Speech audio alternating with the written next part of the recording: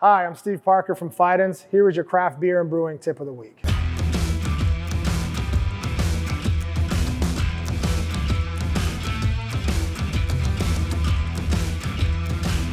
For our grain bill is pretty simple. We are actually, I would say, on the higher side of the base malts, probably around 75 to 80% two-row. Flaked oats is around that 15 to 20%, and then we always do 5% chit malt. Chit malt is something that I found through reading and looking into books, and we started using it, not when we first opened, but probably about 3 months after we opened, and we added it to the beer, and we noticed just great mouthfeel. The head retention was better. It's really just kind of like, I don't want to say our secret weapon, but it's something that really enhanced our beer once we used it. We love two-row, because two-row to us gives that little bit of sweetness that we like in our hazy beer. These beers are so hop forward and hop aggressive that the sweetness kind of help balance the hoppiness to give a more pleasant drinking experience.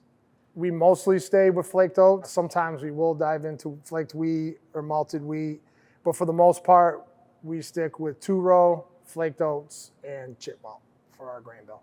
Really, I mean, how we got it is I read the Scott Janis How to IPA book, and it was like this chit malt, and I was like, I'm gonna try this, and I just really liked it. For our two-row, we use raw two-row, and then we just use flaked oats. Most of our base malt comes from BSG. The chit malt, best chit malt, comes from Country Malt. The Scott Janis book was a huge influence on me and Fidens. That was my Bible when I was homebrewing. There was so much information in there, and he would talk with other brewers about their process and just stuff that you could slowly just pick. As I was making my own recipes, probably through the first 6 to 8 months of Fidens opening, that book was on the brew table all the time to just look at. If I wanted to make tweaks, I wanted to adjust stuff. That was something that I would constantly look at during the first 6 to 8 months of Fidens being open as I started my career in brewing. Color, I mean, everybody drinks with their eyes. That's the first thing when a hazy beer is poured. I mean, a hazy beer has to look good. If a hazy beer is too dark, it doesn't look pleasant. So, I mean, the color of the beer is very important. People use pilsner that I know. I'm still on two-row. I feel that the two-row, gives the sweetness. I also feel the mouthfeel is better with the two-row.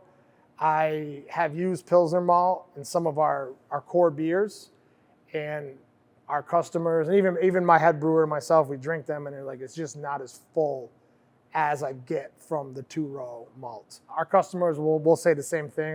Sometimes I like to do stuff and not tell anybody and have people drink it and see what they say, because if you don't, then you get a true test of, you're not giving any clues to what's different about the beer, and you get an honest answer. We always come back to two-row. We use flaked oats. I feel that the flaked oats also contribute to the body, mouthfeel, head of the beer. Again, we don't go super heavy into flaked oats. We stay around that 15 to 20%. That's where we live for all of our styles.